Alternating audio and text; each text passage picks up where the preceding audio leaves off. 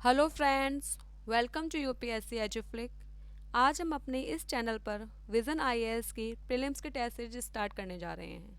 हम डेली यहाँ पर कुछ क्वेश्चंस देखा करेंगे और उसके बाद में उसके आंसर्स जानने की कोशिश किया करेंगे। तो चलिए अब हम अपने फर्स्ट क्वेश्चन से स्टार्ट करते हैं। देखिए फ्रेंड्स, ये हमारा फर्स्ट जो टेस्ट है ये हमारा इंडियन पॉलिटी एंड कॉन्स्टिट्यूशन को लेकर है। तो चलिए अब हम स्टार्ट करते हैं। यहाँ पे सिलेबस मेंशन किया गया है कुछ, तो उसको आप थोड़ा सा समझ लीजिए। जैसे कि political system concepts and forms and types. Political system establish in the constitution, Indian constitution के बारे में दिया गया है। उसकी हिस्टोरिकल अंडरपिनिंग्स क्या थी, इवोल्यूशन कैसे हुआ था, और इसके अलावा उसके सिग्निफिकेंट प्रोविजंस क्या क्या थे। प्रेम्बल के बारे में दिया गया है। The union and it's territory के बारे में दिया गया है। सिटीजनशिप के बारे में दिया गया है। इसके अलावा फंडामेंटल राइट्स के बारे में, directory principle and fundamental duties के बारे में, amendment of the constitution, basic structure of the constitution, emergency provisions, constitutional and non constitutional bodies and current affairs. इस पूरे को मिलाकर हमारे इस टेस्ट सीरीज में क्वेश्चंस मिलेंगे आपको। और इसकी रेफरेंस बुक कौन कौन सी हैं? इसकी रेफरेंस बुक है हमारी 9th की एनसीईआरटी, 10th की एनसीईआरटी, 11th की एनसीईआरटी और इंडियन पॉलिटी बाय लक्ष्मीकांत। तो चलिए अब अपने फर्स्ट क्वेश्चन से स्टार्ट करते हैं। हमारा फर्स्ट क्वेश्चन है, which of the following is not correct with reference to national emergency. National emergency को लेकर इसमें से कौन सा ऑप्शन है जो कि सही नहीं है? तो सबसे पहले आपको इस वर्ड नॉट पे याद रखना, नॉट को ध्यान रखना है और इस पे एक गोला बना लेना है। अंडरलाइन कर सकते हैं आप, या आपको जो भी समझ में आए सर्कल ड्रॉ कर सकते हैं इसमें। तो चलिए अब हम इसके ऑप्शंस को पढ़ते हैं। First option is that president can proclaim national emergency only after receiving a written recommendation from the cabinet.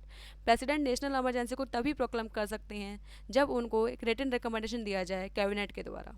दूसरा हमारा ऑप्शन है, emergency can be extended for an indefinite period with approval of parliament for every 6 month. हमारी जो emergency है वो हम लोग indefinite time तक आगे बढ़ा सकते हैं। हमें केवल हर 6 महीने पर पार्लियामेंट की अप्रूवल की आवश्यकता होती है। थर्ड हमारा जो ऑप्शन है वो ये बोल रहा है कि resolution approving the proclamation of emergency must be passed by a majority of 2/3 of the total membership of the house. जब हमारा रेजोल्यूशन पास होगा इमरजेंसी को लेकर, तो उसको two third of the total membership से पास होना चाहिए हाउस की। 2/3 of the total membership in the sense, जैसे कि सपोज कीजिए कि अगर हमारे लोकसभा में 545 मेंबर्स हैं, तो इसकी 2/3 मेंबरशिप से पास होना चाहिए। I hope you understand. हमारा नेक्स्ट ऑप्शन है, revocation of national emergency. Revocation of national emergency does not require approval of the parliament. मतलब क्या है कि जब हमारी नेशनल इमरजेंसी हटाई जाती है तो उसको हटाए जाने के लिए पार्लियामेंट की अप्रूवल की आवश्यकता नहीं है। तो सबसे पहले आप इसका आंसर लगाने की कोशिश कीजिए, फिर मैं आपको इसका आंसर बताती हूँ। देखिए फ्रेंड्स, हम इसका आंसर जानने की कोशिश करते हैं, तो इसका आंसर है आंसर सी। मतलब हमारा आंसर सी गलत है। इसमें जो बताया गया था कि टोटल मेंबरशिप का जो 2/3 होना चाहिए, ये गलत है। एक्चुअली इस केस में स्पेशल मेजोरिटी चाहिए होती है। स्पेशल मेजोरिटी चाहिए होती है, और आपको पता है स्पेशल मेजोरिटी क्या होती है? टोटल मेंबरशिप की मेजोरिटी, या तो टोटल मेंबरशिप की मेजोरिटी, टोटल मेंबरशिप की मेजोरिटी, ठीक है। और या फिर क्या होती है, या फिर प्रेजेंट एंड वोटिंग का 2/3, प्रेजेंट एंड वोटिंग का 2/3 ये होना चाहिए। तो देखिए ये इसलिए गलत हो गया कि यहाँ पे 2/3 तो दिया गया था, लेकिन प्रेजेंट एंड वोटिंग नहीं दिया गया था। हमको टोटल मेंबरशिप दे दी गई थी। तो इसलिए आपको याद रखना है कि टोटल मेंबरशिप नहीं होती है। क्या होती है? प्रेजेंट एंड वोटिंग का 2/3 हो, या फिर टोटल मेंबरशिप की मेजोरिटी हो। ठीक है, हाँ, हो सकता है कि शायद मैंने टोटल मेंबरशिप की मेजोरिटी को मना कर दिया था। नहीं, टोटल मेंबरशिप की मेजोरिटी होती है। और या फिर क्या होता है, 2/3 हो प्रेजेंट एंड वोटिंग का। I hope you understand. और बाकी इसमें जो बातें कही गई वो सारी सही हैं। प्रेसिडेंट को नेशनल इमरजेंसी प्रोक्लेम करने के लिए कैबिनेट की रिटन रिकमेंडेशन चाहिए होती है। पहले ऐसा नहीं था। जब इमरजेंसी लगी थी 1975, उसके बाद में 44th अमेंडमेंट से इसको इसको लागू कर दिया गया है कि अब रिटन रिकमेंडेशन के बाद में ही प्रेसिडेंट नेशनल इमरजेंसी को अप्रूव कर सकते हैं। उसके बाद में इसको इंडेफिनिट टाइम तक बढ़ाया जा सकता है, लेकिन हमें हर 6 मंथ के बाद में पार्लियामेंट की अप्रूवल चाहिए होती है। और उसके बाद में जो डी ऑप्शन था कि नेशनल इमरजेंसी को रिवोक करने के लिए हमको अप्रूवल नहीं चाहिए होता है, तो ये भी आंसर हमारा सही है। तो चलिए अब हम अपने नेक्स्ट क्वेश्चन की तरफ बढ़ते हैं। What could be the possible reason for democracy being the most prevalent and better than other forms of government? इन इस क्वेश्चन में हमें ये हमसे ये पूछा गया है कि डेमोक्रेसी जो कि अदर फॉर्म ऑफ गवर्नमेंट होती है उससे किस तरीके से अच्छी है। तो चलिए अब हम इसके ऑप्शंस को देखते हैं। It provides for the most stable form of government, क्या ये बहुत ज़्यादा स्टेबल गवर्नमेंट प्रोवाइड करवाती है। It ensures quick and correct decision making, क्या ये क्विक और करेक्ट डिसीजन देती है, जल्दी और करेक्ट डिसीजन देती है। It extracts accountability from the government, क्या ये गवर्नमेंट से अकाउंटेबिलिटी को मेज़र करती है। और फोर्थ ऑप्शन है हमारा, it ensures the elimination of income inequalities, क्या ये इनकम इनक्वलिटीज़ के एलिमिनेशन में हेल्प करती है। सबसे पहले आपको ये देखना है कि इस क्वेश्चन में पूछा क्या गया है। Which of the statement given ever is are correct, सबसे पहले आपको करेक्ट पर टिक मारना है कि करेक्ट पूछा गया है। तो हम चेक करते हैं कि इसमें करेक्ट क्या है। सबसे पहले आप इस क्वेश्चन को अटैम्प्ट करने की कोशिश कीजिए, उसके बाद में मैं आपको इसका आंसर बताने की कोशिश करती हूँ।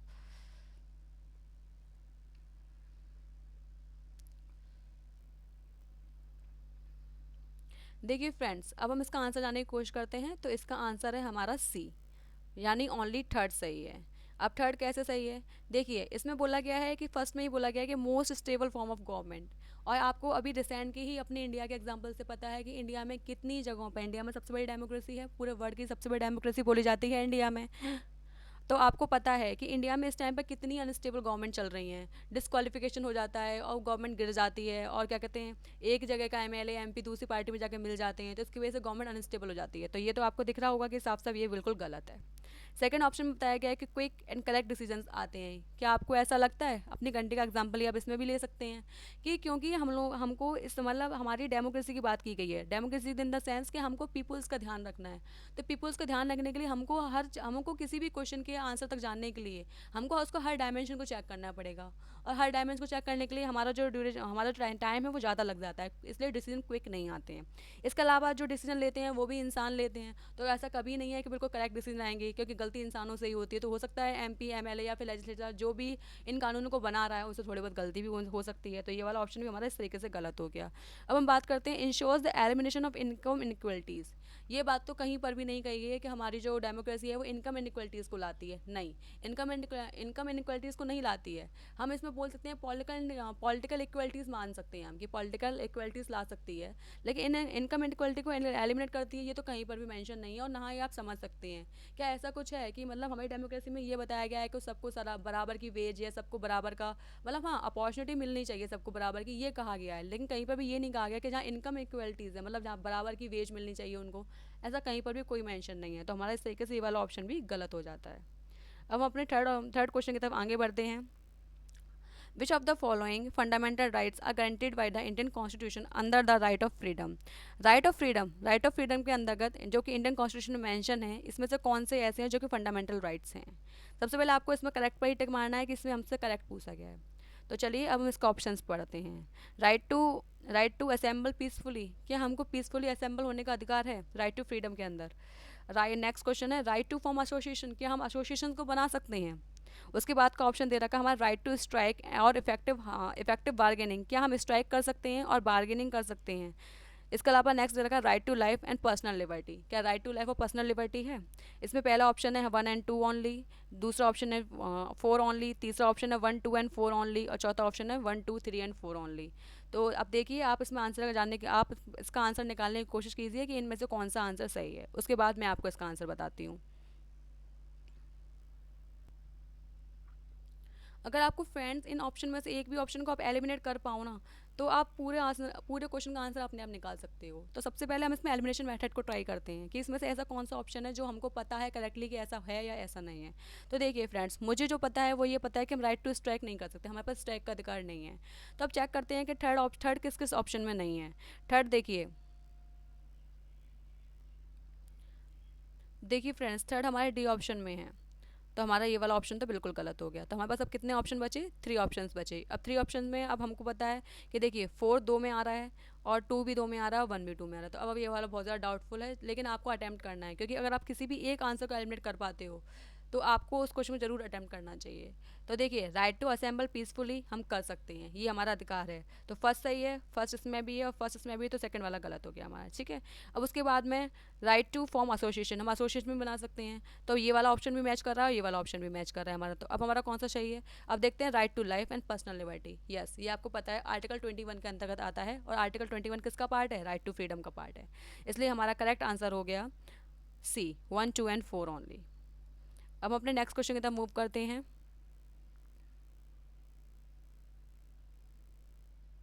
देखिए, in the context of seismic activity of earth, what is swarms, इसमें स्वाम्स के बारे में पूछा गया है कि स्वाम्स क्या होते हैं। The amount of energy release in the earthquake, जो अर्थक्वेक में एनर्जी रिलीज होती है वो होते हैं स्वाम्स। नेक्स्ट है V, abrupt movement of the geological materials downhill in the response of gravity, जो मतलब डाउन हिल होती है जब हमारा मटेरियल, जब अर्थक्वेक आते हैं तो मटेरियल ऊपर से नीचे गिर जाता है, देखा है आपने पहाड़ियाँ की पहाड़ियाँ खिसक जाती हैं पूरी, तो क्या उसको बोलते हैं स्वाम्स। नेक्स्ट है हमारा न्यूमरस अर्थक्वेक्स, जो numerous earthquakes that occur locally over N extended period without a clear sequence of high intensity main quakes.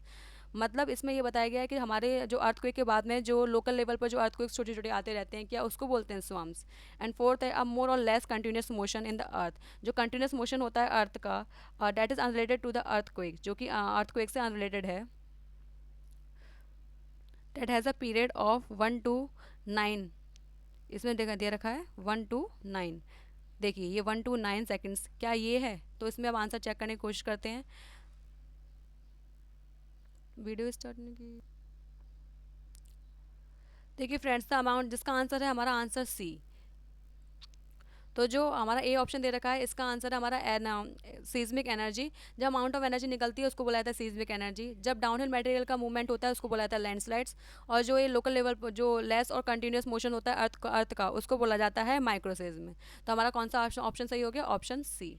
अब हमने नेक्स्ट क्वेश्चन की तरफ मूव करते हैं। चक हो, चक हो जो कि रिसेंटली बहुत ज़्यादा न्यूज़ में है, वो क्या है? इसमें दिया गया ऑप्शन हमारा bamboo dance of Mizoram. Mizoram क्या है? बेम्बू डांस है मिजोरम का। ये ब्लैक राइस ऑफ वैरायटी है मणिपुर की। ट्रेडिशनल हेड गियर है ऑफ असम का, या बुद्धिस्ट फेस्टिवल है सिक्किम का। तो पहले आप इसका आंसर निकालिए। देखिए फ्रेंड्स, इसका आंसर है B, black rice variety of Manipur. ये एक राइस की वैरायटी है मणिपुर की, जिसको अभी जीआई टैग का दर्जा मिला हुआ है। अब हम अपने नेक्स्ट क्वेश्चन की तरफ आगे बढ़ते हैं। Why India describes as union of states rather than a federation of state. हम लोग इंडिया को यूनियन ऑफ स्टेट्स क्यों कहते हैं, फेडरेशन ऑफ स्टेट्स क्यों नहीं कहते हैं? तो चलिए अब इसके ऑप्शन पढ़ते हैं। इसका ऑप्शन फर्स्ट दे रखा है, the Indian federation is a result of agreement among the states. क्या जो इंडियन फेडरेशन है वो रिजल्ट है एग्रीमेंट का स्टेट्स के बीच में। नेक्स्ट हमारा ऑप्शन दे रखा है, इसमें states have no right to secede from the federation. States को कोई राइट नहीं है कि वो फेडरेशन से अलग हो सके। इसमें करेक्ट ऑप्शन इसमें पूछा गया करेक्ट आंसर। तो आप पहले ऑप्शन चेक कर लीजिए क्या क्या दे रखे हैं। 1 only, 2 only, both 1 and 2 only, and neither 1 nor 2 only. तो सबसे पहले आप इसका आंसर निकालने की कोशिश कीजिए।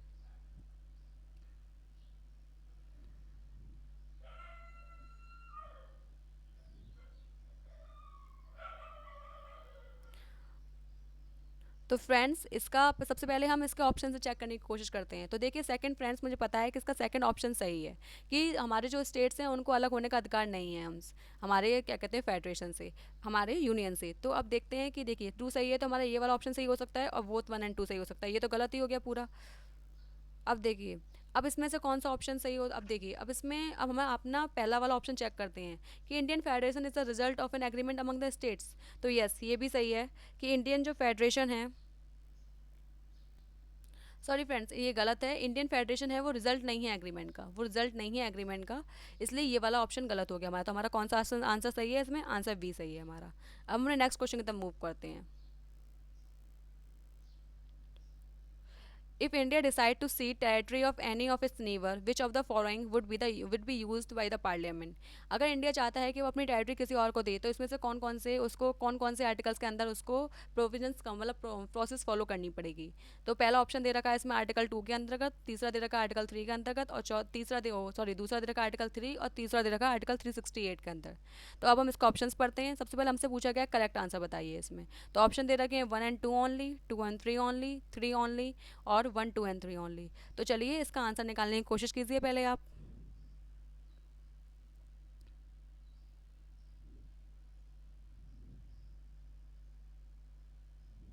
देखिए फ्रेंड्स, इसका आंसर है हमारा सी, थ्री ओनली। अब ये थ्री ओनली कैसे ही हो गया, देखिए आंसर फर्स्ट में दे रखा है आर्टिकल टू, तो इसमें जब भी किसी न्यू स्टेट का फॉर्मेशन होता है तो उसके बारे में मेंशन किया जाता है। आर्टिकल थ्री में बताया जाता है कि जब भी किसी स्टेट का नाम चेंज होता है या उसकी बाउंड्री चेंज होती है उसके बारे में बताया जाता है। लेकिन आर्टिकल 368 ही है जो केवल ये बताता है कि अगर आपको अपनी अपनी अपनी किसी भी टेरिटरी को किसी और को देना है तो आपको सबसे पहले उसमें कॉन्स्टिट्यूशन में अमेंडमेंट करना पड़ेगा। आपको शायद ये याद भी होगा कि जब हमने अपनी बांग्लादेश के साथ में डिस्प्यूट शेयर किया था तो उस टाइम में हमने अपने कॉन्स्टिट्यूशन में अमेंडमेंट किया था। उसके बाद में ही अपने अपनी टेरिटरी को बांग्लादेश को सौंपा था और बांग्लादेश से टेरिटरी को अपने अंदर मिलाया था, जिससे हमारा डिस्प्यूट सेटलमेंट हो गया था। तो अब हम अपने नेक्स्ट क्वेश्चन की तरफ मूव करते हैं।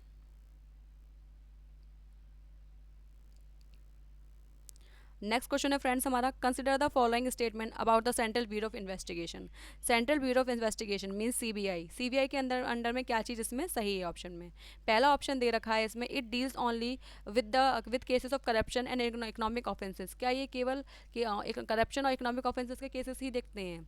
सेकंड इसमें दे रखा है हमारा कि the CBI functioning is superintended by the central vigilance commission when the offences being investigated come under the prevention of correction act 1988। तो इसमें ये बोला गया है कि जब इसमें करप्शन का कोई केस आ जाता है तो उसमें सेंट्रल विजिलेंस कमीशन है वो इसको सुपरिंटेंड करता है, वो उसको गाइडलाइंस देता है। तो देखिए अब हम इसमें आप पहले इसका ऑप्शन पढ़ लेते हैं हम कि इसमें हमसे पूछा क्या गया है। तो देखिए फ्रेंड्स, इसमें हमसे पूछा गया correct, which of the following statement are correct. तो हम इसका ऑप्शन पढ़ते हैं, one only, two only, both one and two only, neither one not two only. तब आप इसका आंसर निकालने की खुद कोशिश कीजिए।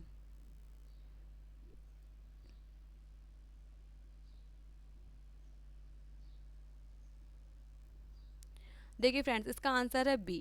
क्योंकि आपको ये पता होना चाहिए कि जब हमारे पेपर में जब एक्सट्रीम टर्म्स आते हैं तो वहाँ हमें बहुत ज़्यादा डाउटफुल हो जाना चाहिए, जैसे कि ऑल, ओनली या एक्सेप्शनल वगैरह के कुछ केस आते हैं तो उसमें आपको सोचना चाहिए। तो ज़्यादातर ओनली वाले केसेस तो ज़्यादातर 99% ऐसे वर्ड्स जो होते हैं ना वो ज़्यादा एक्सट्रीम लेवल पर जो बताते हैं कि ओनली, मोस्ट, तो ये बहुत ज़्यादा गलत होने के चांसेस रहते हैं। तो देखिए फ्रेंड्स, इसमें ओनली आ रहा है तो पहले आप इससे ही समझ सकते हैं कि ये आंसर गलत होने की संभावना है, और यहाँ जो आंसर भी गलत है, क्योंकि केवल और करप्शन और इकोनॉमिक ऑफेंसेस के केसेस नहीं देखते हैं, इसके अलावा बहुत से केस देखते हैं, जैसे असैसिनेशन हो गया, किडनैपिंग हो गया, हाईजैकिंग हो गया, क्राइम्स कमिटेड हो गया, बहुत से, इसके अलावा बहुत से केसेस हमारे सीबीआई देखता है।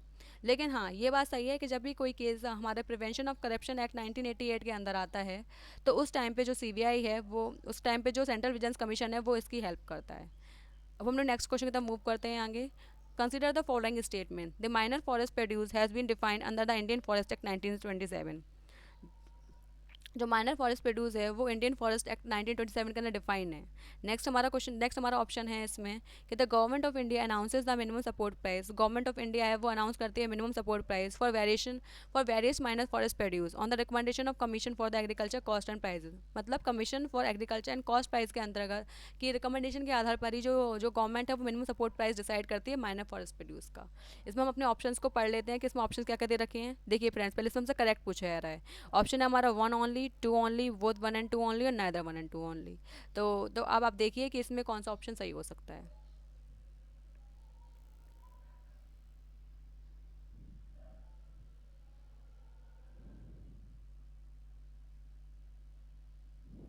देखिए फ्रेंड्स, इसमें जो ऑप्शन सही है वो है हमारा D, neither one not two only. इसमें मतलब कोई भी ऑप्शन सही नहीं है, क्योंकि जो हमारा जो माइनस फॉरेस्ट प्रोड्यूस है ना उसको फॉरेस्ट एक्ट 1927 के अंदर डिफाइन नहीं किया गया, इसमें अमेंडमेंट किया गया था बाद में, तो उसकी डेफिनेशन 2007 में हमको मिली है। तो इसलिए ये वाला इसलिए गलत हो गया। अब हम बात करते हैं नेक्स्ट। तो देखिए फ्रेंड्स, इसमें बात की गई है commission for agriculture cost and prices. तो इसमें एग्रीकल्चर कॉस्ट एंड प्राइजेस नहीं है, इसमें है tribal affairs, ministry of tribal affairs. तो मिनिस्ट्री ऑफ ट्राइबल अफेयर्स के अंदर, या फिर हम ट्राइफेड बोल सकते हैं, कमीशन मतलब ट्राइफेड जो है, तो ट्राइबल एरिया वाला नेटवर्क जो है उसके अकॉर्डिंग ही जो गवर्नमेंट है वो मिनिमम सपोर्ट प्राइस डिसाइड करती है। तो इसलिए ये वाला ऑप्शन भी हमारा गलत हो गया। अब हम आगे बढ़ते हैं। The maximum seats in the Lok Sabha are 552. However, there are a total of 545 members. If only 300 members are present at the time of voting, then a constitutional amendment bill under Article 368 must be supported by a minimum number of. इसमें question में ये बोला गया है कि लोकसभा में हमको पता है 552 सीट्स हैं, जिसमें से 545 प्रेजेंट में फिल हैं। तो अगर हम लोगों को कॉन्स्टिट्यूशन अमेंडमेंट बिल को पास करवाना है तो हमें कम से कम कितने वोट्स की आवश्यकता पड़ेगी। तो अब इसके ऑप्शंस देख लेते हैं। ऑप्शन फर्स्ट में दे रखा है 273 मेंबर्स के वोट्स होने चाहिए। ऑप्शन बी में दे रखा है 200 मेंबर्स के वोट होने चाहिए। ऑप्शन सी दे रखा है 276 मेंबर्स होने चाहिए। और ऑप्शन डी दे रखा है 368 मेंबर्स के वोट्स होने चाहिए। तो आपको, अगर आपको ये क्वेश्चन तभी अटेम्प्ट कर पाएंगे जब आपको पता हो कि कॉन्स्टिट्यूशन अमेंडमेंट है ना, जो एक्ट है ना, उसको पास करने के लिए या उसको एक्ट बनाने के लिए हमको कितने मेजोरिटी, मतलब कितने मेजोरिटी चाहिए होती है, कितने वोट्स चाहिए होते हैं। अगर आपको ये पता है तो आप इसका आंसर आसानी से निकाल सकते हो। तो चलिए फ्रेंड्स, मैं आपको इसका आंसर बता देती हूँ। इसका आंसर है हमारा ए, 273 मेंबर्स। अब ये 273 मेंबर्स मैंने कैसे निकाले? क्योंकि मुझे पता है कि कॉन्स्टिट्यूशन अमेंडमेंट एक्ट को पास करने के लिए मेजोरिटी चाहिए होती है टोटल मेंबरशिप की। टोटल मेंबरशिप की मेजोरिटी का मतलब क्या है कि 545 मेंबर्स हैं। इसका हमको मेजोरिटी चाहिए, तो इसको टोटल हाफ से डिवाइड कर देते हैं। जब इसको हाफ से डिवाइड करेंगे तो हमारा कितना आएगा? 2। 2 के बाद में हमारा आएगा 7, 7 के बाद में हमारा आएगा 272। उसके बाद में एक मेंबर फिर भी बच जाएगा, तो हम लोग इस एक मेंबर को आधा आधा तो नहीं कर सकते ना, तो इसलिए +1 हम ऐड कर देते, तो हमें कितनी मेजोरिटी चाहिए? 273 मेजोरिटी चाहिए होती है किसी भी कॉन्स्टिट्यूशन अमेंडमेंट बिल को पास करवाने के लिए। अब हम आगे बढ़ते हैं।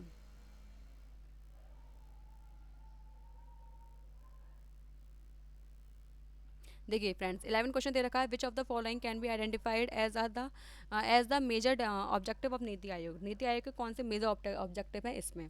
देखिए, पहला क्वेश्चन, पहला ऑप्शन दे रखा है fostering cooperative federalism, cooperative federalism को बढ़ाना। दूसरा दे रखा है acting as a platform for the resolution of inter departmental issues, जो इंटर डिपार्टमेंटल इशूज़ होते हैं उसके रिजोल्यूशन के लिए काम करना। तीसरा दे रखा है integrating villages with into development process, development process है उसमें जो विलेजेस है उनको इंटीग्रेट करके डेवलप करना। और चौथा दे रखा है the leverage India and demographic डिवाइडेंट, जो हमारा इंडिया का डेमोग्राफिक डिवाइडेंट है, मतलब जो इंडिया में अलग अलग एजेस के लोग हैं, जो अलग अलग एज ग्रुप है, उसको किस तरीके से हम उसका फ़ायदा उठा सकते हैं, तो इसके बारे में बताया गया। तो इसमें से नीति आयोग किसके ऊपर वर्क करता है, हम इसका ऑप्शन देख लेते हैं पहले। सबसे पहले तो हमसे करेक्ट पूछा जा रहा है, और बाद में ऑप्शन में दे रखा है इसमें 1 3 and 4 only, 1 3 and 4 only, 2 and 4 only, 1 2 and 3 only, इसके अलावा 1 2 3 एंड 4 ओनली। इसमें कौन सा ऑप्शन सही है? तो पहले, सबसे पहले आप इसका आंसर लगाने की कोशिश कीजिए।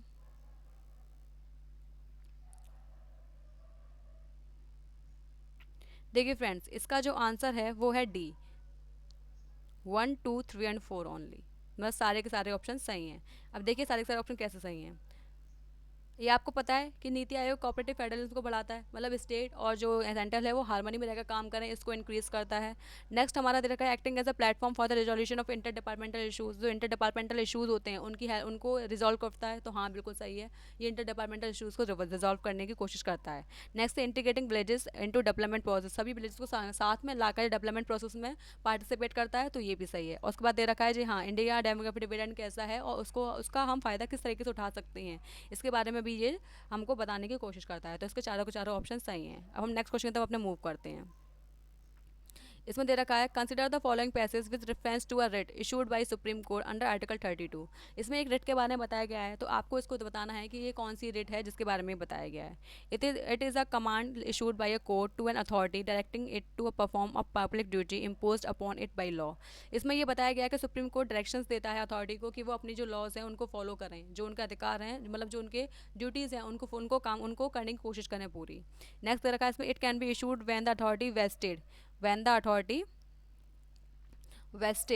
With a power improperly refuses to exercise. इसमें ये बताया गया कि जब कोई अपनी ड्यूटी करने से मना कर देता है तो उस टाइम पर ये लगती है।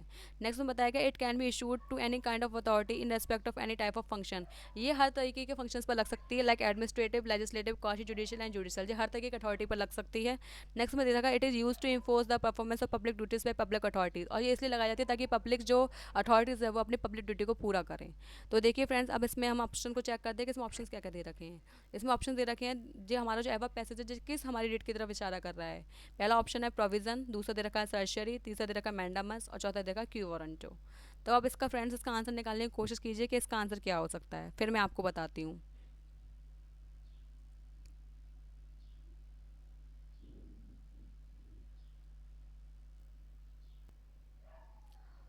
देखिए फ्रेंड्स, इसका आंसर है सी, मैंडामस। इसका आंसर है सी, मैंडामस। क्योंकि मैंडामस हमको बताता है कि जब भी कोई अथॉरिटी अपने फंक्शंस को परफॉर्म नहीं करती है तो उसको कोर्ट डायरेक्शंस देता है कि आप अपने काम को परफॉर्म कीजिए। अब देखिए प्रोविज़न क्या बोलता है। प्रोविज़न ये बोलता है कि जब भी मतलब कोई कोर्ट, लोअर कोर्ट कोई काम को करती है तो प्रोविज़न उसके उस काम पर रोक लगा देता है, और उससे बोलता है कि मतलब जो सुप्रीम कोर्ट है उसके मतलब जो कोई भी लोअर कोर्ट पर रोक लगाई जाती है, और ये केवल और केवल जुडिशियल के लिए ही अप्रूव किया जाता है कि ताकि मतलब जो हायर कोर्ट्स हैं वो लोअर कोर्ट पे इशू हो, ये प्रोविज़न की रेट को इशू करती हैं और ये कहती हैं कि आप अपने काम को रोक दीजिए। उसके बाद में हम इसको चेक करेंगे कि आगे का काम कैसे करना है। नेक्स्ट हमारा दे रखा है शर्शरी। शर्शरी में ये बताया जाता है कि आपने लोअर कोर्ट से, ये भी लोअर कोर्ट से हाई कोर्ट की मतलब जो हायर कोर्ट होती हैं उनके लिए लोअर कोर्ट से होती है कि आपने किस अधिकार से इस काम को किया था। तो उनसे ही जानने की कोशिश की जाती है कि अगर आपने किसी जुडिक्शन में कोई डिसीजन दिया है तो आपने किस अधिकार से डिसीजन दिया, या फिर किस अधिकार से आप इस मैटर में इन्वेस्टिगेट कर रहे हैं। जो हमारा नेक्स्ट दे रखी है क्यू वारंटो। क्यू वारंटो ये बोल जो सॉरी फ्रेंड्स, सर्जरी में ऐसा नहीं था कि मुझे एकदम से याद आया अभी कि सर्जरी में नहीं था। सर्जरी में ये नहीं पूछा जाता है कि आप किस अधिकार से कर रहे हैं, वो होता है क्यू वारंटो में कि आप किस अधिकार से इस काम को करने की कोशिश कर रहे हैं।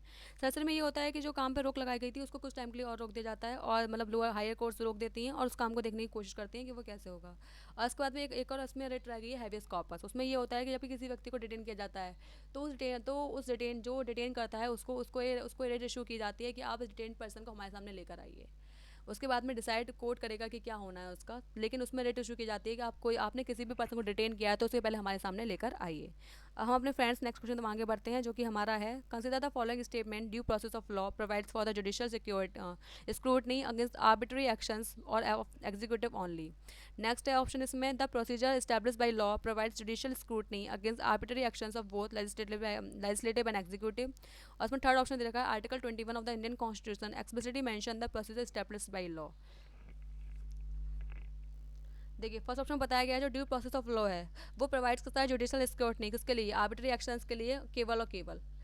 इसके बाद सेकंड ऑप्शन में दे रखा है कि जो प्रोसीजर स्टैब्लिश बाई लॉ है वो जुडिशियल स्क्रूटनी प्रोवाइड करता है किसके लिए, आर्बिट्री एक्शंस के लिए भी और लेजिस्लेटिव एक्शन के लिए भी, लेजिस्लेटिव एग्जीक्यूटिव के लिए भी। और थर्ड ऑप्शन में दे रखा है कि जो आर्टिकल 21 है उसमें क्लियरली मेंशन किया गया है प्रोसीजर स्टैब्लिश बाई लॉ। अब इसमें हम ऑप्शन को चेक कर लेते हैं। पहले हमसे ये देख लेते हैं इसमें पूछा क्या जा रहा है। इसमें हमसे पूछा जा रहा है करेक्ट ऑप्शन बताइए। इसमें 1 and 2 ओनली, बी बोला गया 2 and 3 ओनली, सी बोला गया 3 ओनली, और डी बोला गया 1 2 and 3 ओनली। तो फ्रेंड्स इसका आंसर पहले आप निकालने की कोशिश कीजिए कि इसका आंसर क्या है।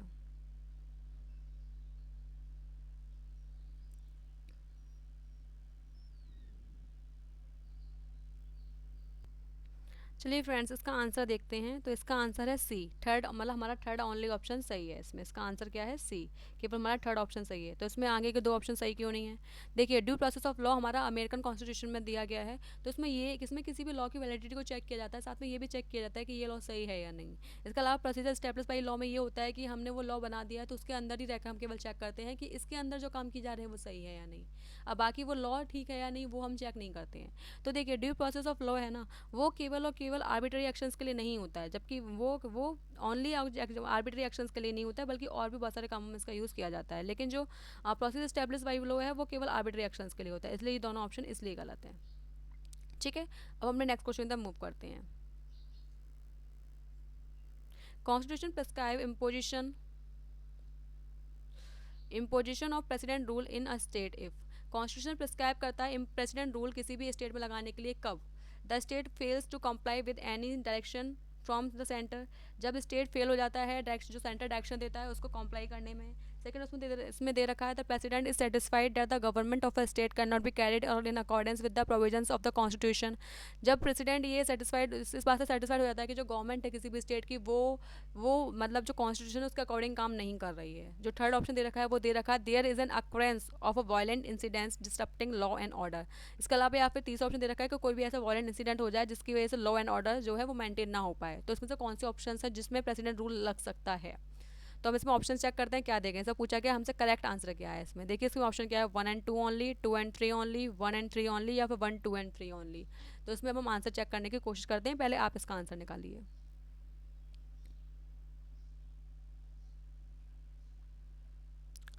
देखिए फ्रेंड्स इसमें आपको अगर थोड़ा सा भी पता है ना तो आप इसका आंसर निकाल सकते हैं। जैसे मुझे ये पता है कि इसमें ये वाला थर्ड वाला नहीं आता है।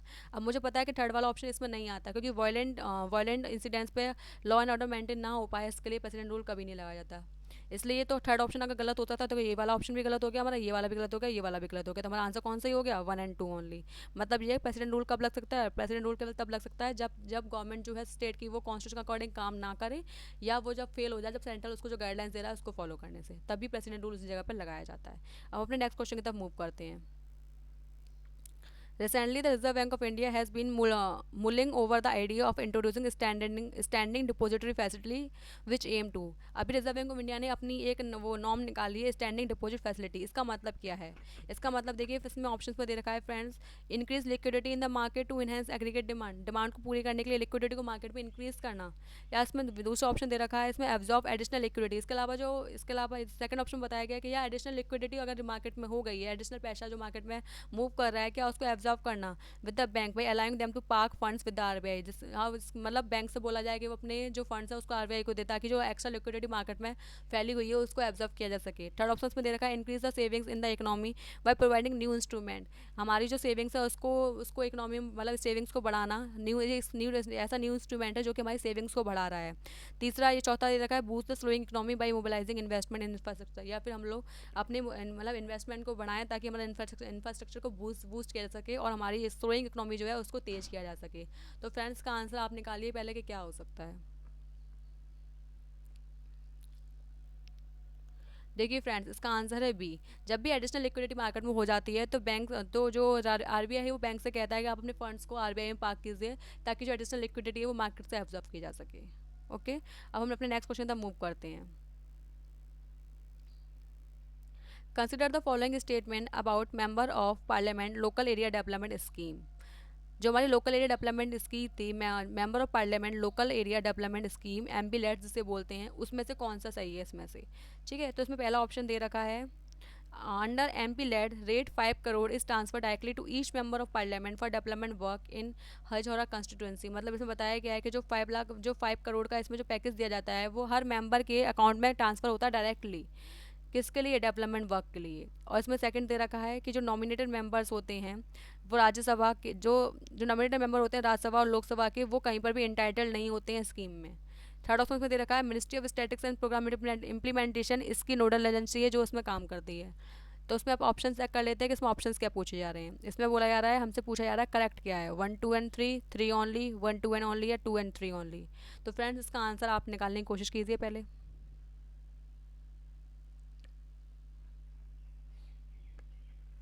देखिए फ्रेंड्स इसका आंसर है 3 ओनली।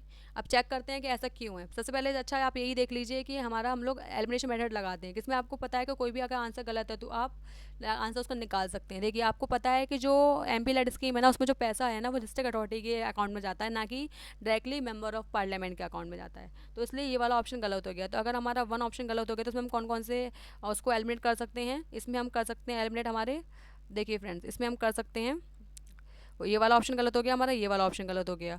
ठीक है, तो दो ऑप्शन को हमने एलिमिनेट कर लिया। अब हम चेक करते हैं हमारे सेकंड उस पर कि सेकंड में हमारा कौन सा सही है। जो नॉमिनेटेड मेंबर होते हैं राज्यसभा और लोकसभा के, वो भी इंटाइटल होते हैं स्कीम के अंदर। जो नॉमिनेटेड मेंबर होते हैं वो पूरे इंडिया में कहीं पर भी कहीं पर भी किसी भी कॉन्स्टिट्यूंसी को ले सकते हैं और उसके लिए डेवलपमेंट का वर्क कर सकते हैं। तो सेकंड ऑप्शन भी सही है। सेकंड ऑप्शन भी इसमें गलत हो गया कि इसमें कहीं पर भी इंटाइटल नहीं होते, तो सेकंड भी गलत हो गया। सेकंड गलत हो गया तो हमारा ये वाला ऑप्शन जो बचा था, ये वाला जो नीचे वाला, ये भी गलत हो गया। तो जब ये भी गलत हो गया तो उसके बाद में फिर हमारा कौन सा ऑप्शन बचा? ये वाला गलत हो गया तो ये वाला बचा है केवल। तो थर्ड वाला ऑप्शन हमारा सही है। नेक्स्ट क्वेश्चन पढ़ते हैं। With reference to collapse set recently seen in news consider the following statement.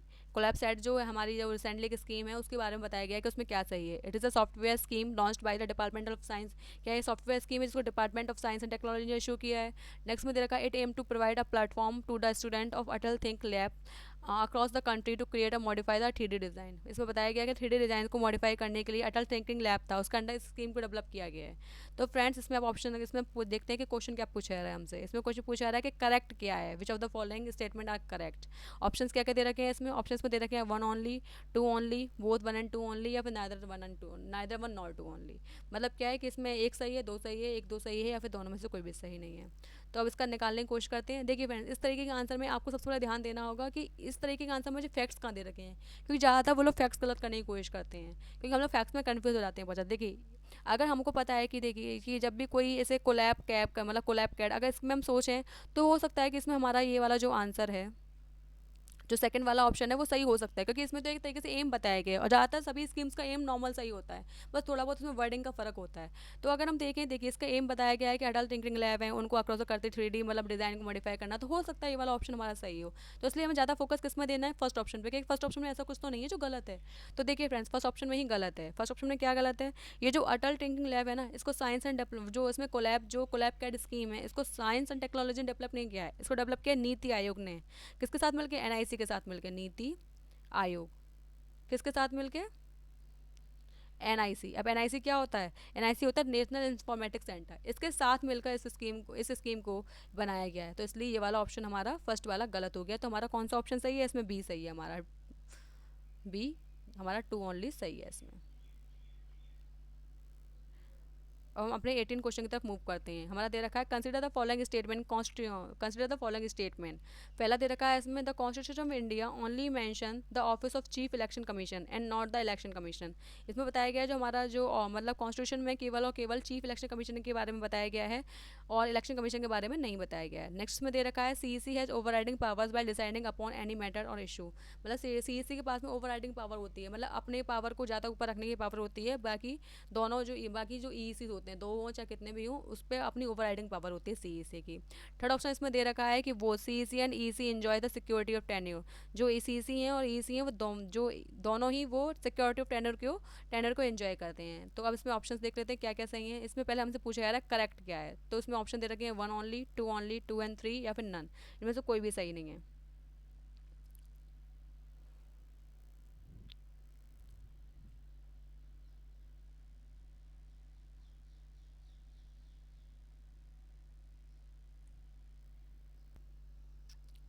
देखिए फ्रेंड्स, में पहले ऑप्शन में कहा गया है कि the constitution of India only mention the office of chief election commission. तो ऐसा कहीं पे भी मेंशन नहीं है। कॉन्स्टिट्यूशन में केवल ये बताया गया है कि एक चीफ इलेक्शन कमीशन होगा और उसके अंदर जो ईसीज होंगे, इलेक्शन कमीशन होंगे वो, लेकिन ये कौन डिसाइड करेगा, ये डिसाइड करेगा प्रेसिडेंट की ईसी रखनी है या नहीं रखनी है।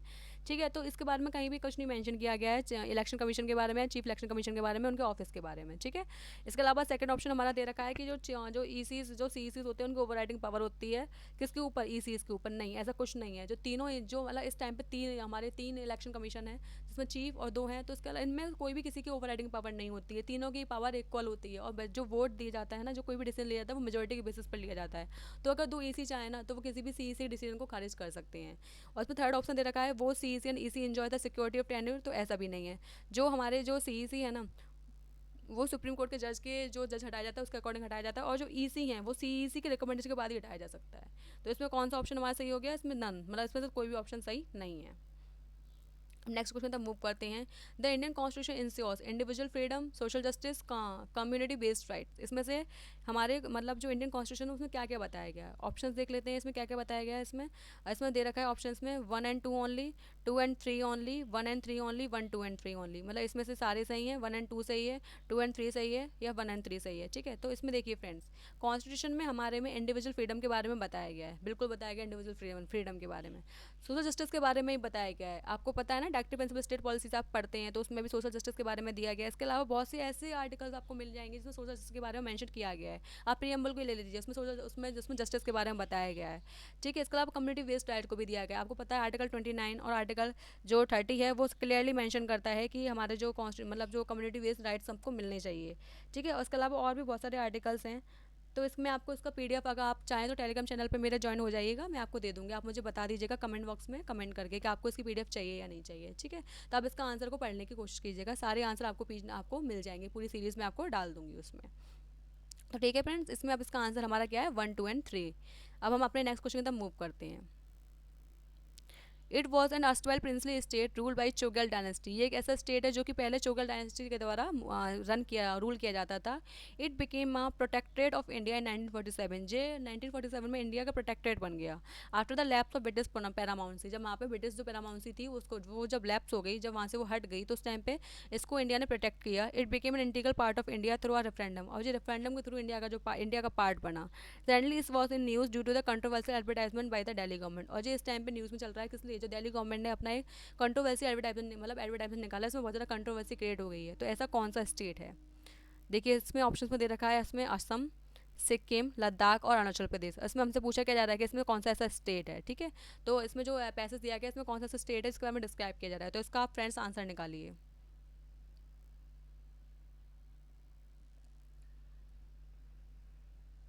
देखिए फ्रेंड्स, इसका जो आंसर है वो है सिक्किम। सिक्किम था जब उसमें पैरामाउंटेसी ब्रिटिश की खत्म हुई थी, उस टाइम पे हमने उसको प्रोटेक्ट किया था और वो रेफरेंडम के थ्रू हमारे अंडर आया था। इसमें कंट्रोवर्सी क्या हो गई दिल्ली गवर्नमेंट के द्वारा कि दिल्ली गवर्नमेंट ने एक नोटिफिकेशन इशू किया एम्प्लॉयमेंट को लेकर, जिसमें उन्होंने सिक्किम को भूटान का और भूटान का नागरिक बताते हुए कहा है कि हम उनको यहाँ पे अलाउ नहीं करेंगे या फिर उनको स्पेशल प्रोविजंस नहीं देंगे। तो इसलिए ये इस टाइम पे न्यूज़ में चल रहा है।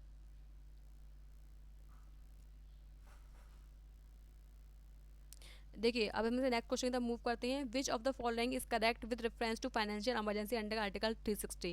जब आर्टिकल 360 के अंदर फाइनेंशियल इमरजेंसी लगाई जाती है तो उस टाइम पे इसमें क्या क्या ऑप्शंस में दिए गए हैं, वो क्या क्या सही हैं या क्या क्या गलत हैं। देखिए इसमें पूछा क्या जा रहा है, पूछा हमसे जा रहा है कि इसमें से कौन सा ऑप्शन सही है, ठीक है। तो देखिए इसमें फर्स्ट दे रखा है the proclamation of final emergency bye the president can not B question in any court. क्या जो प्रोक्लेमेशन होता है फाइनल इमरजेंसी का वो किसी भी कोर्ट में मतलब क्वेश्चनेबल नहीं होता है। तो उसके बाद नेक्स्ट क्वेश्चन में दे रखा है कि proclamation declaring financial emergency can be approved only by Lok Sabha. जो प्रोक्लेमेशन होता है फाइनेंशियल इमरजेंसी को उसको केवल लोकसभा के द्वारा ही अप्रूव किया जाना चाहिए। थर्ड इसमें दे रखा है proclamation of final emergency can be pass by a simple majority. जो प्रोक्लेमेशन है फाइनेंशियल इमरजेंसी का वो सिंपल मेजोरिटी से पास होना चाहिए। और इसमें फोर्थ ऑप्शन दे रखा है the parliament can make loss on the state subject during financial emergency. जो पार्लियामेंट है वो स्टेट सब्जेक्ट पर लॉ बना सकती है फाइनेंशियल इमरजेंसी का ड्यूरिंग।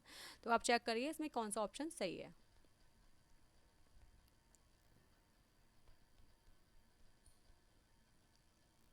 तो फ्रेंड्स इसमें ऑप्शन सही है सी। मतलब क्या है कि सिंपल मेजोरिटी से पास होना चाहिए फाइनेंशियल इमरजेंसी का जो बिल है। इसके अलावा इसमें जो दे रखा है कि फाइनेंशियल इमरजेंसी का जो प्रोक्लेमेशन है वो क्वेश्चन नहीं किया जा सकता एनी कोर्ट में, ये गलत है, जुडिशियल रिव्यू उस पर हो सकता है। सेकंड इसमें क्वेश्चन दे रखा है कि लोकसभा ही इसमें अप्रूव करती है, तो ऐसा भी नहीं है, ये भी गलत है, राज्यसभा भी इसमें पार्टिसिपेट करती है। इसके अलावा इसमें फोर्थ ऑप्शन दे रखा है कि स्टेट सब्जेक्ट पर लॉ मतलब पार्लियामेंट लॉ बना सकती है, तो ये भी गलत है, ठीक है। तो इसका आंसर क्या हो गया, आंसर सी। अब 22 की बात करते हैं कि consider the following statement chairman of the national human rights commission and state human right commission are appointed by the president of India. जो ह्यूमन राइट कमीशन और स्टेट ह्यूमन राइट कमीशन के जो चेयरमैन है उसको president appoint करता है। दूसरा option इसमें दे रखा है only the president of India can remove the chairperson of NHRC and HHRC। मतलब क्या है कि नेशनल ह्यूमन राइट कमीशन और स्टेट ह्यूमन राइट कमीशन के जो जो पर्सन है जो उसको उनको केवल और केवल प्रेसिडेंट ही हटा सकता है चेयरपर्सन को। तो इसमें देखते हैं फ्रेंड्स इसमें ऑप्शन क्या पूछे जा रहे हैं हमसे। इसमें पूछा गया हमसे करेक्ट क्या है, one only, two only, one and two only, neither one nor two only. तो अब इसमें आप फ्रेंड्स आंसर निकालने की कोशिश कीजिए कि इसमें क्या सही है।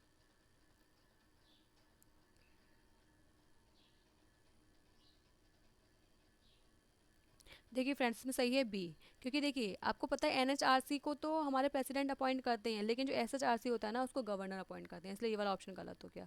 बाकी सेकंड ऑप्शन सही है कि इनको रिमूव केवल ऐसा चाहे SHRC के मेंबर हो चाहे NHRC के मेंबर हो, जो चेयरपर्सन हो उनको रिमूव केवल केवल प्रेसिडेंट कर सकते हैं, ठीक है।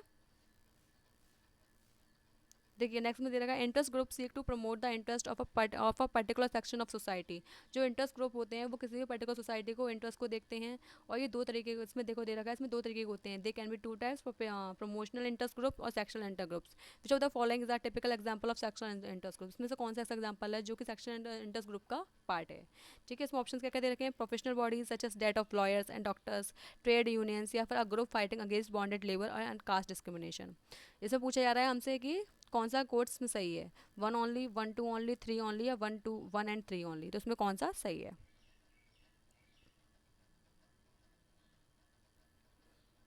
तो देखिए इसका फ्रेंड्स का आंसर है one and two, one and two only. मतलब क्या है, जो हमारे जो सेक्शनल ग्रुप होते हैं ना वो केवल किसी एक सेक्शन की तरफ ध्यान देते हैं, किसी एक सेक्शन को प्रमोट करने की कोशिश करते हैं।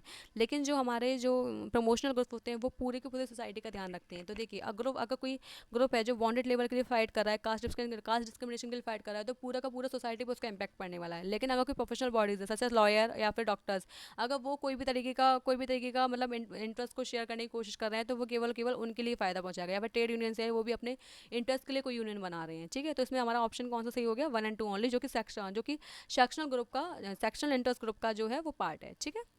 अब उसमें बात करते हैं नेक्स्ट क्वेश्चन की। Which of the following events may lead to the loss of Indian citizenship for an individual. इसमें से कौन से ऐसे लॉज हैं जिसके अकॉर्डिंग इंडियन सिटीजनशिप मतलब जो इंडिविजुअल की इंडियन सिटीजनशिप है उसको लॉस किया जा सकता है। क्या क्या ऑप्शन दे रखे हैं इसमें, इसमें ऑप्शन दे रखे हैं when an Indian citizenship voluntary acquires the citizenship, voluntary acquires the citizenship of another country, जब कोई इंडियन सिटीजनशिप किसी अनदर कंट्री की जो सिटीजनशिप है उसको वॉलेंट्री एक्वायर कर लेता है। नेक्स्ट में दे रखा है if the citizen has shown disloyalty to the constitution of India, जो मतलब सिटीजन है वो डिसलॉयल्टी दिखाता है कॉन्स्टिट्यूशन के लिए। और थर्ड दे रखा है if he is a minor whose parents have renounce Indian citizenship, और ये कोई माइनर है जिसके इंडियन पेरेंट्स जो हैं वो अपनी सिटीजनशिप को, इंडियन सिटीजनशिप को क्या कर देते हैं, रिनाउंस कर देते हैं, छोड़ देते हैं। तो इसमें से कौन सा ऑप्शन सही है? ऑप्शंस में दे रखे हैं 1 only, 1 3 only, 1 2 and 3, sorry 2 and 3 only, और नेक्स्ट दे रखा है इसमें 1 2 एंड 3 ओनली। ठीक है, तो बताइए इसमें कौन से सही हैं।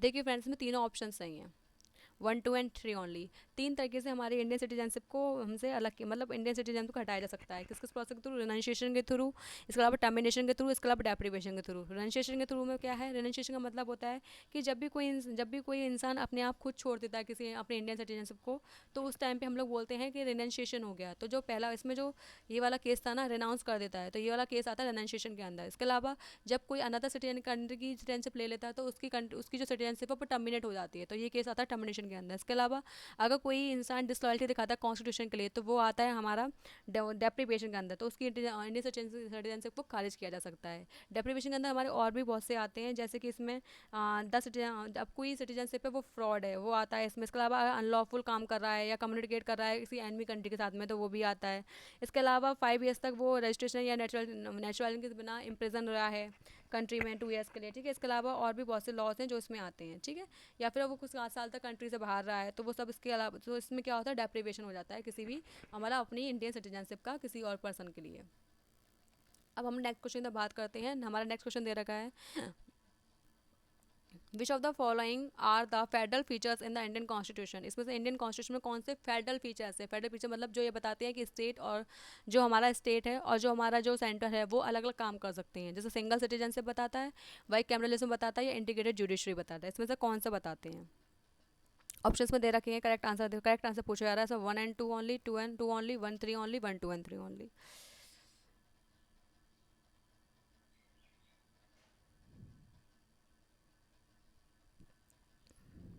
देखिए फ्रेंड्स, इसमें केवल वाइट कैमरलिज्म ऐसा है जो कि फेडरलिज्म के कॉन्सेप्ट को फॉलो करता है। बाकी जो भी ऑप्शंस है ना, वो हमारे आते हैं यूनिटरी मेथड में। मतलब क्या है कि वो हम लोग को बताते हैं कि हम लोग इंडिया के पार्ट हैं, स्टेट जो है वो इंडिया का ही पार्ट है। बाकी जो अब मैं आपको बता देती हूँ कि कौन से फीचर्स हैं जो फेडरलिज्म को, जो फेडरेशन को फॉलो करते हैं। इसमें आता है हमारा टू गवर्नमेंट, जो टू गवर्नमेंट होती है ना सेंटर और स्टेट में, वो भी फेडरेशन के कॉन्सेप्ट को फॉलो करती है।